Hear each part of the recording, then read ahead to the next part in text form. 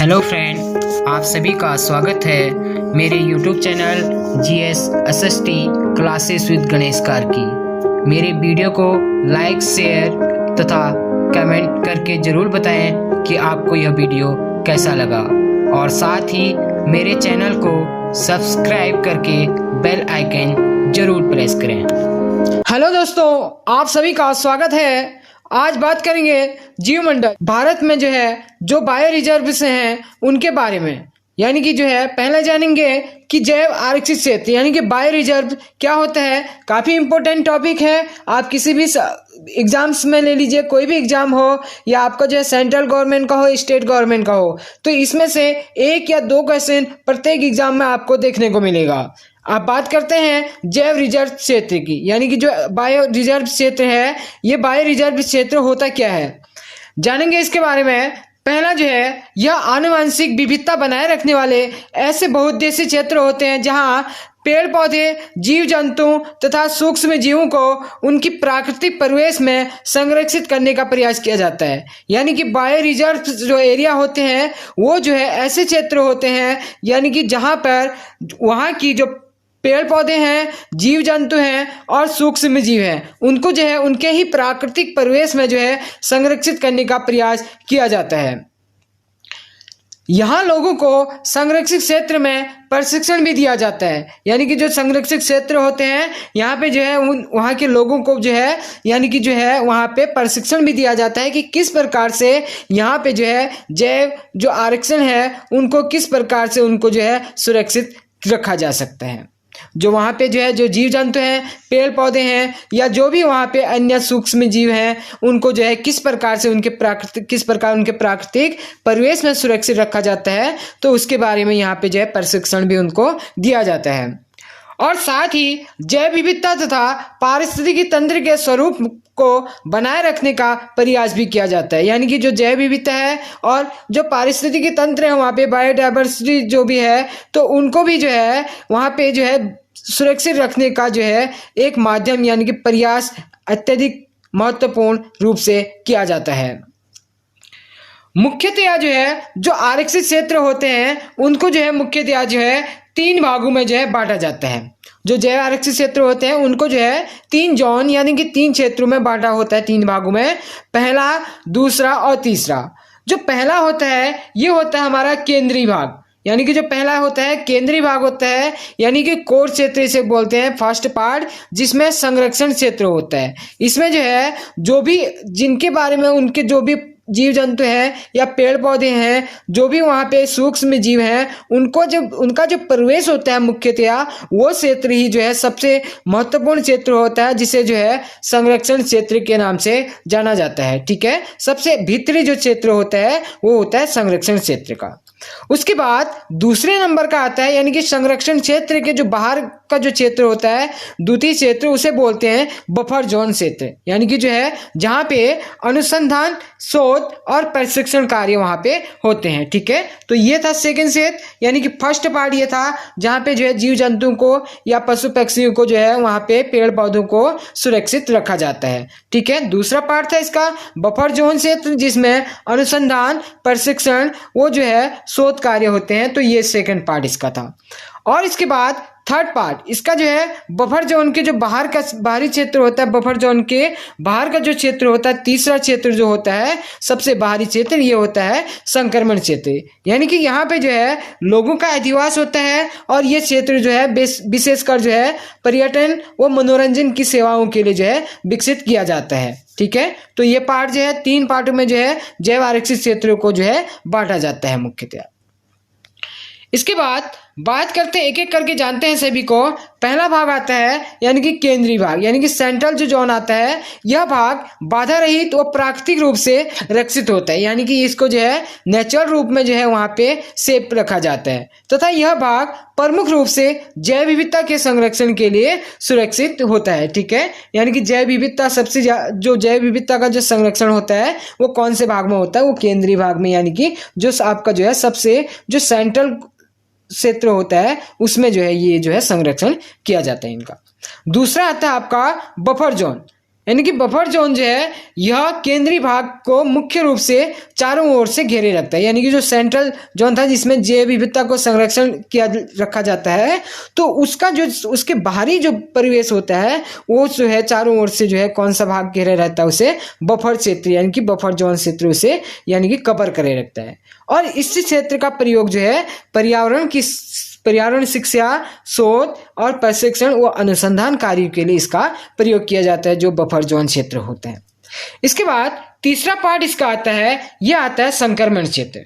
ठीक है, तो संक्रमण क्षेत्र जो है मुख्यतः जो है इसमें बफर क्षेत्र के जो चारों ओर का जो क्षेत्र होता है उसे कौन सा क्षेत्र बोलते हैं, संक्रमण क्षेत्र उसे बोला जाता है। यानी कि जो संक्रमण क्षेत्र है वो कौन सा एरिया होता है, बफर जोन के चारों ओर का जो बाहरी क्षेत्र होता है वो होता है आपका संक्रमण क्षेत्र।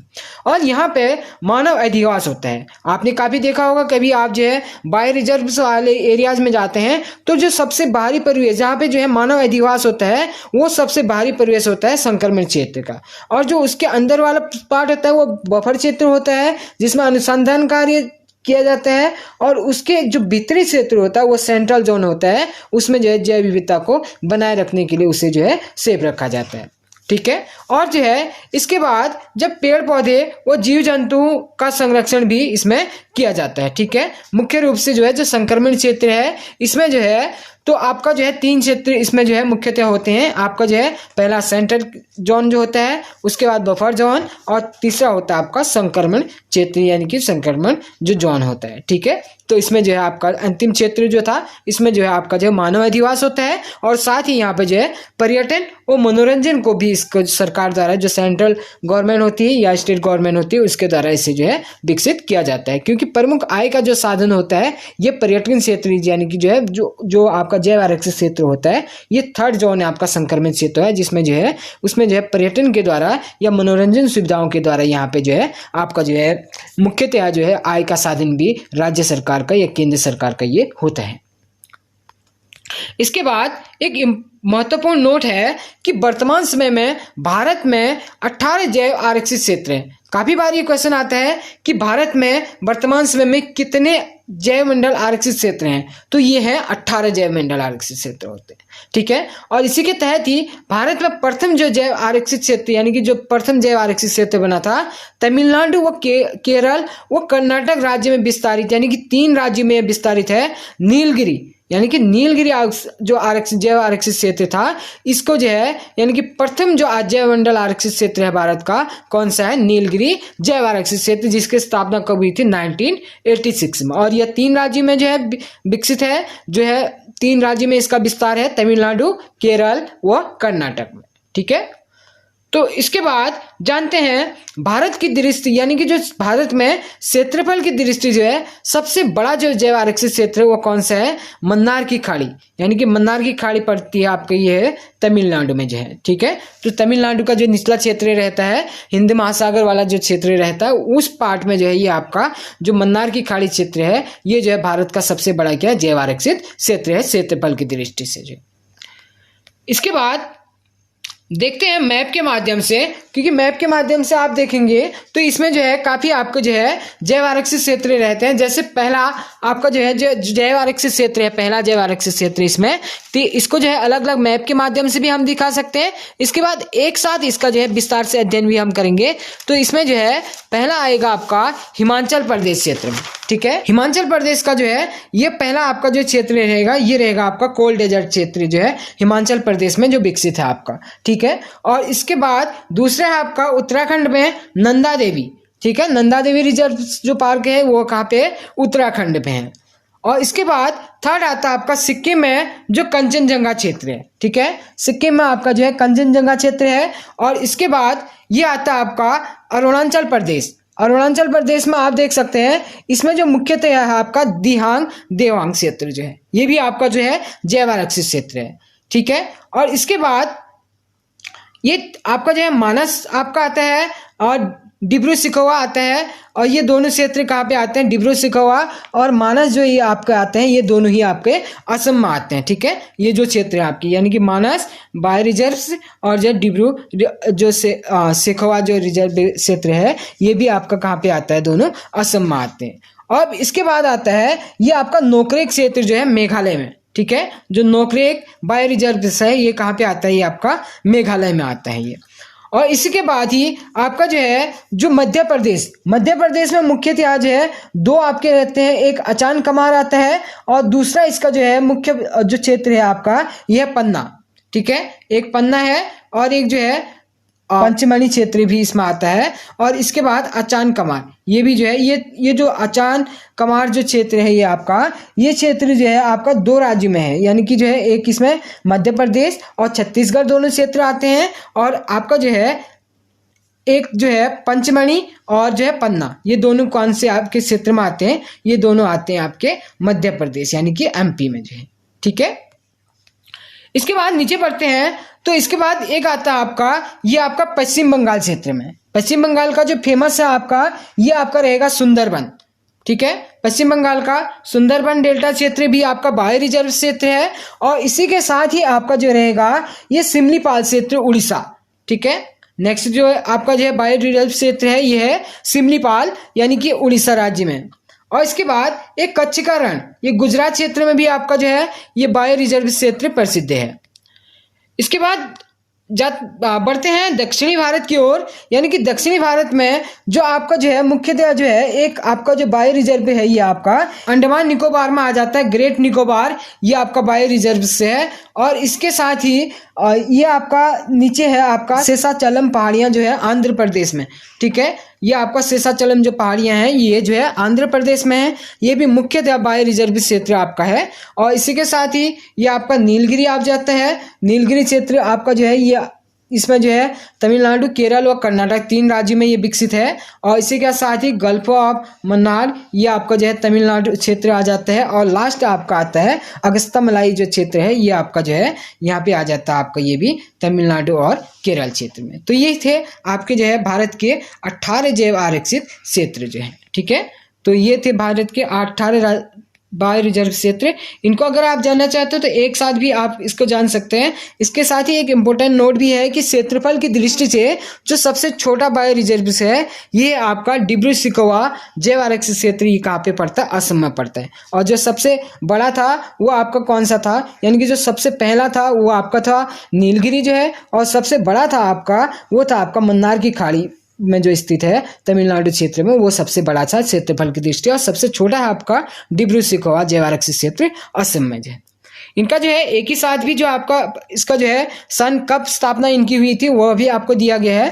पहला है नीलगिरी 1986 में, नीलगिरी की जो स्थापना हुई थी 1986 में हुई थी। तीन राज्यों में विकसित है, तमिलनाडु, केरल व कर्नाटक। सेकेंड नंदा देवी 1988 में है, यानी कि उत्तराखंड में जो है विकसित है। और इसी के साथ ही नोकरेक जो क्षेत्र था ये भी जो है 1988 में विकसित हुआ था। और इसका जो क्षेत्र है यह है मेघालय राज्य में।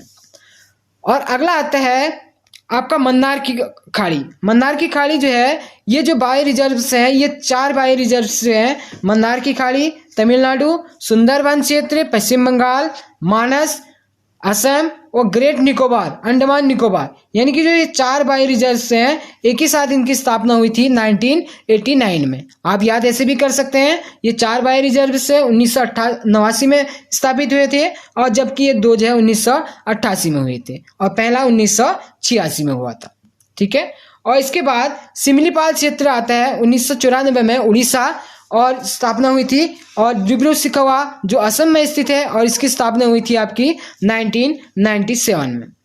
और इसके बाद अगला आता है देवांग जो क्षेत्र था अरुणाचल प्रदेश का, ये जो है 1999 में। और इसके साथ ही एक 1999 में जो है एक पंचमढ़ी जो जैव आरक्षित क्षेत्र था मध्य प्रदेश का, इसकी भी स्थापना हुई थी। इसके बाद आगे बढ़ते हैं कंचनजंगा क्षेत्र। जो कंचनजंगा इसकी जो स्थापना हुई थी 2000 ईस्वी में इसकी स्थापना हुई थी और ये पड़ता है सिक्किम में आपका। और इसके साथ ही नेक्स्ट है अगस्त्यामलाई 2001 में स्थापना हुई और तमिलनाडु और केरल 2 राज्य में इसका विस्तार पाया जाता है।